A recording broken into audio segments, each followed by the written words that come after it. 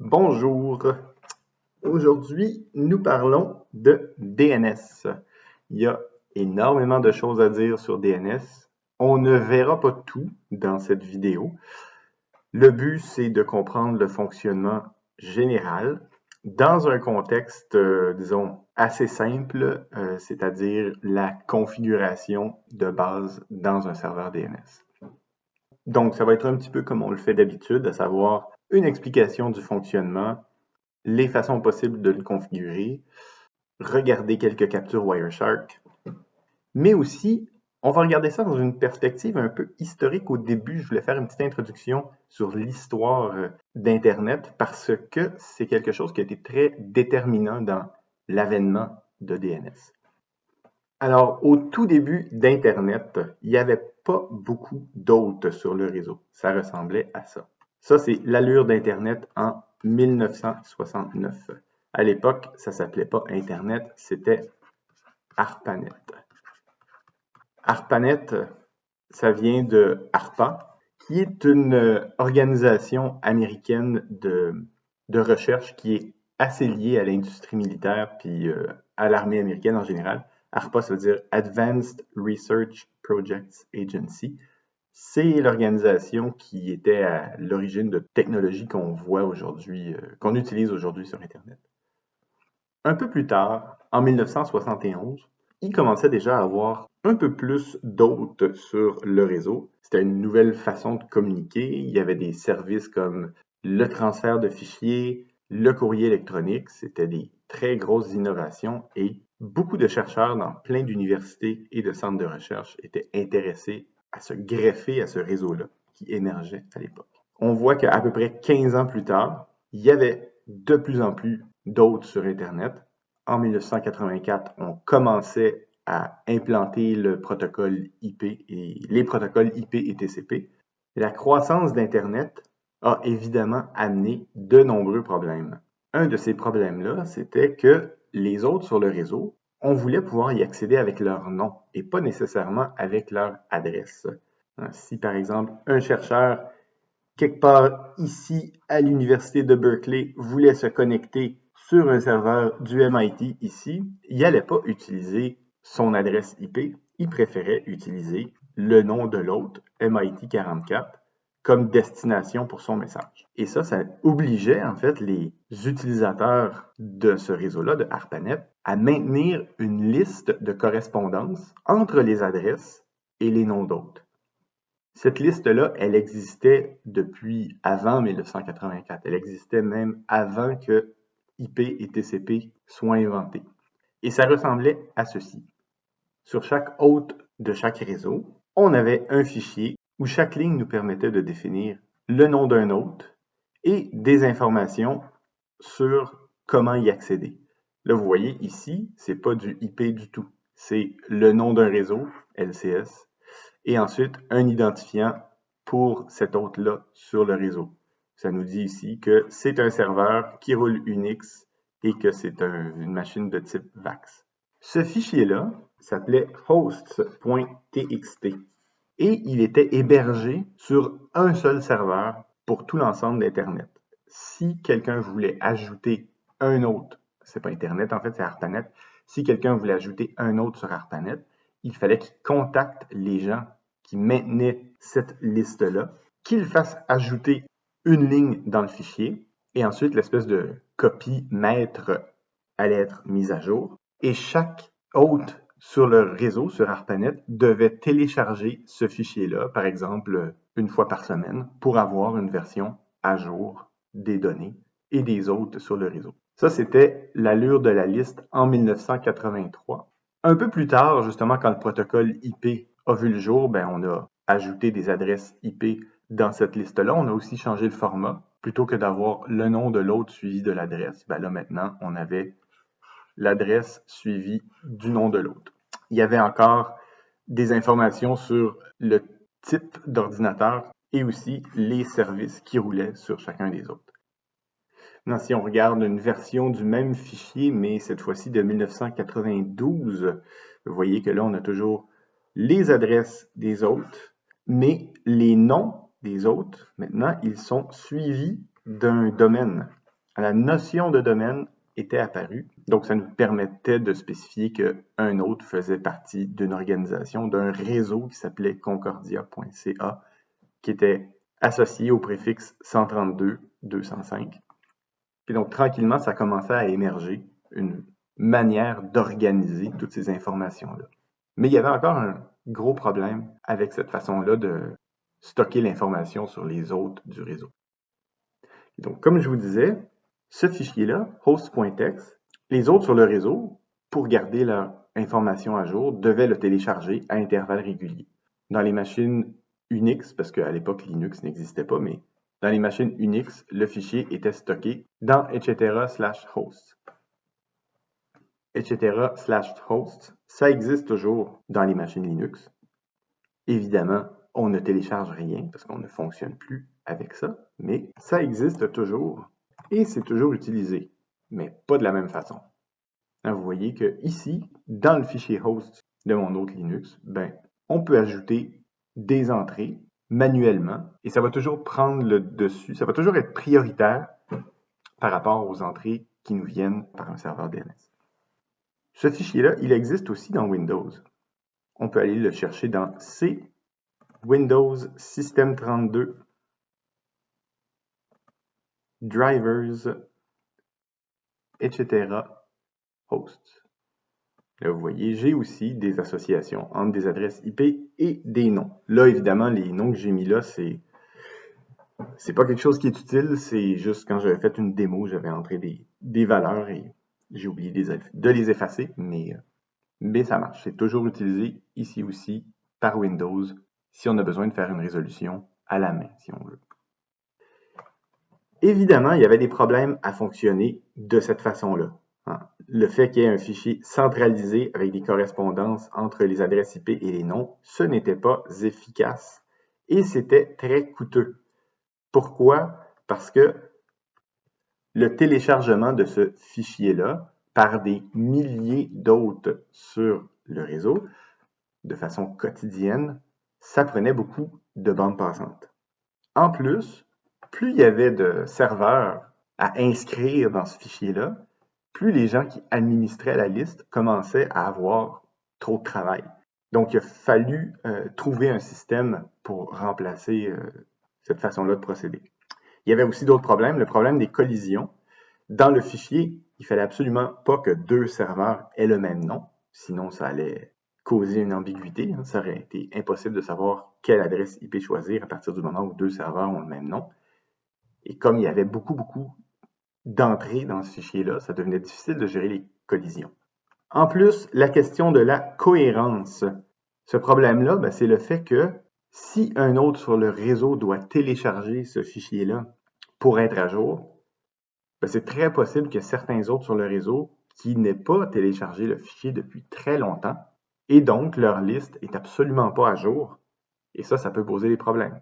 Si un serveur, quelque part sur le réseau, change d'adresse, c'est très possible que pendant quelques jours, les utilisateurs de ce serveur-là ne puissent pas y avoir accès. Si la mise à jour ne s'est pas faite rapidement et si le téléchargement après de host.txt ne s'est pas fait rapidement lui aussi. Donc, c'est pour ça qu'on a inventé le DNS, qui veut dire Domain Name System.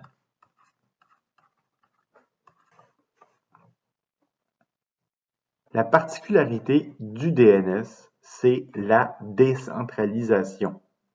Le fait de décentraliser les données et de décentraliser ce qu'on appelle l'autorité, ça fait en sorte que le système devient beaucoup plus efficace. Le DNS, c'est une base de données distribuée à travers tous les serveurs DNS qui existent sur la planète.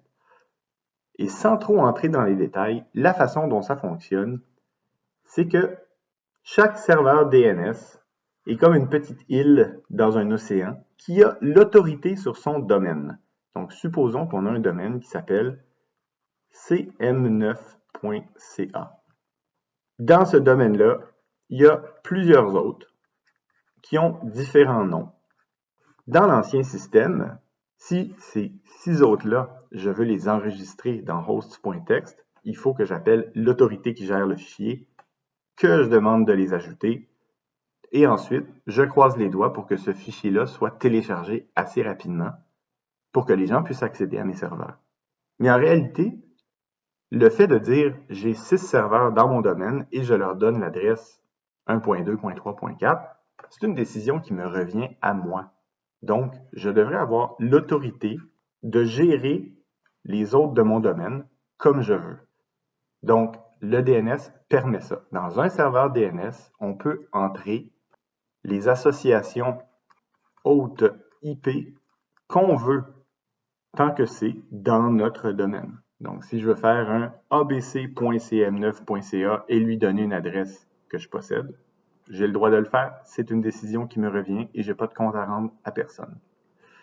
Mon serveur DNS, dans cette zone-là, la zone cm9.ca, il va contenir toutes les données des associations entre les noms et les adresses de toutes ces machines-là qui sont dans mon domaine.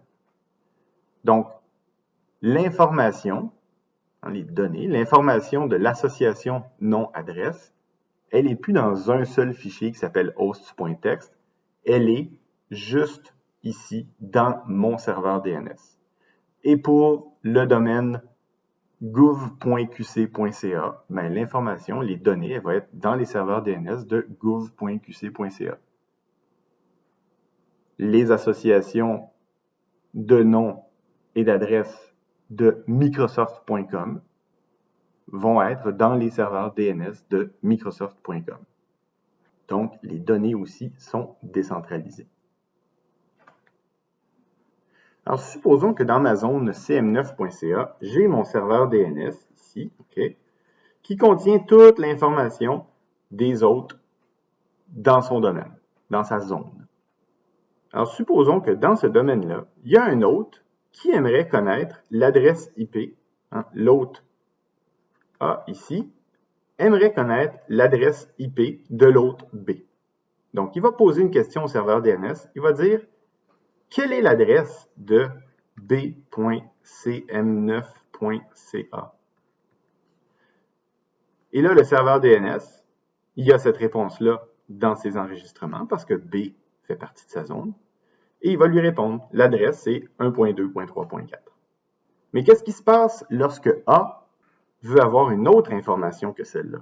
Si A veut savoir quelle est l'adresse IP de www.google.com, comment le serveur DNS va faire pour lui répondre alors que google.com, c'est pas dans sa zone? C'est pas très compliqué. Le serveur DNS va lui-même aller poser la question au serveur DNS de Google et le serveur de Google va lui répondre.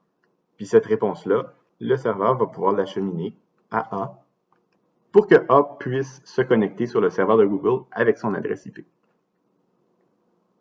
Et de la même façon, s'il y a quelqu'un chez Google qui veut savoir quelle est l'adresse IP de b.cm9.ca, il va poser la question au serveur de Google.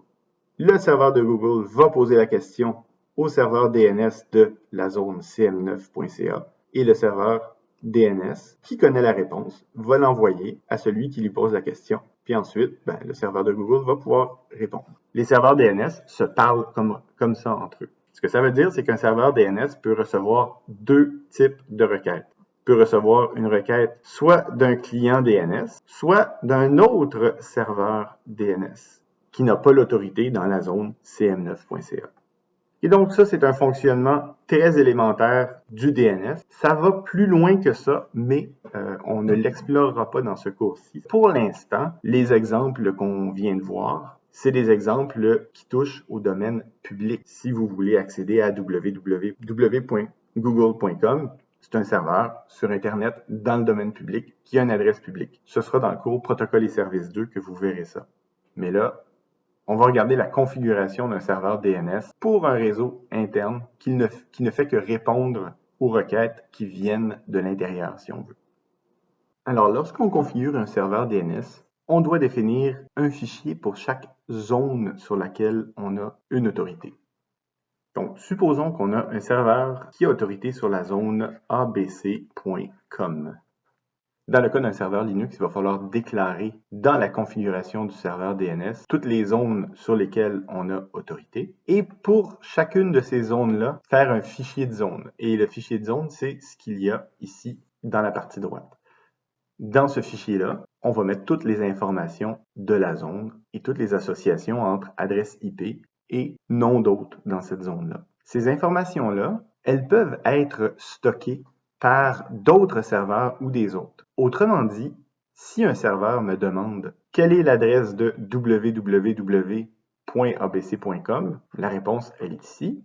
C'est la réponse que je vais envoyer à ce serveur-là. Et le serveur peut conserver cette réponse-là pour un certain laps de temps en mémoire pour ne pas avoir à me poser la question à chaque fois qu'il se le fait demander. De la même façon, un hôte normal qui n'est pas un serveur DNS, qui pose la question à un serveur DNS, quelle est l'adresse IP de www.abc.com, va recevoir une réponse. Et l'hôte aussi peut stocker cette réponse-là en mémoire. En Windows, on peut assez facilement voir le contenu de cette mémoire cache-là.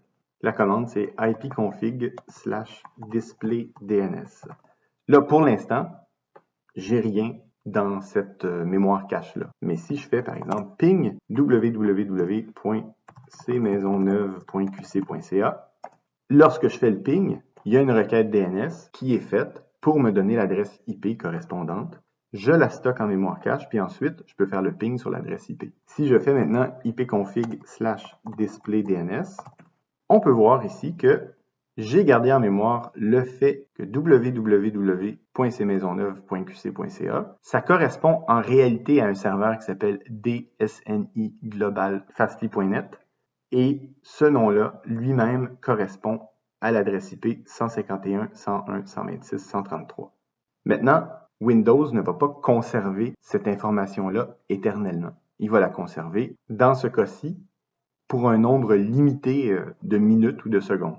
Dans ce cas-ci, au moment où j'ai affiché le cache DNS, la valeur était de 9 secondes. Donc, c'est quand même vraiment pas long comme durée de vie, là, si on veut. Ce que ça veut dire, c'est que là, ça fait plus que 9 secondes. Si je refais la commande display DNS, ben, je ne le trouve plus. Cmaisonneuve est disparu. Okay? Donc, l'enregistrement est resté très peu de temps en mémoire. Ben, cette information-là, de savoir combien de temps un enregistrement va rester en mémoire, c'est pas Windows qui le décide, c'est le serveur DNS qui m'a donné l'information. Donc, ce que ça signifie, c'est que moi, quand je configure le serveur DNS, je dois décider combien de temps ceux à qui je donne la réponse vont conserver cette réponse-là en mémoire. Et ça, c'est ce qu'on appelle le time to live ou le TTL. Dans les paramètres de configuration qui sont affichés ici, c'est 86 400 secondes, ce qui correspond à 24 heures. Qu'est-ce qu'il y a comme information dans ce fichier-là? Bon, ici, il y a des informations qu'on ne regardera pas. C'est des informations qui sont destinées à des serveurs DNS secondaires. Ça, on n'abordera pas cette question-là aujourd'hui. Ça fait plutôt partie du cours Protocole et services 2. Donc, comme on l'a vu, les enregistrements sont ici. Les associations entre des noms et les adresses IP correspondantes, c'est, dans ce cas-ci, les 4 dernières lignes. Les 2 lignes qu'il y a ici, c'est des informations plus générales à la zone.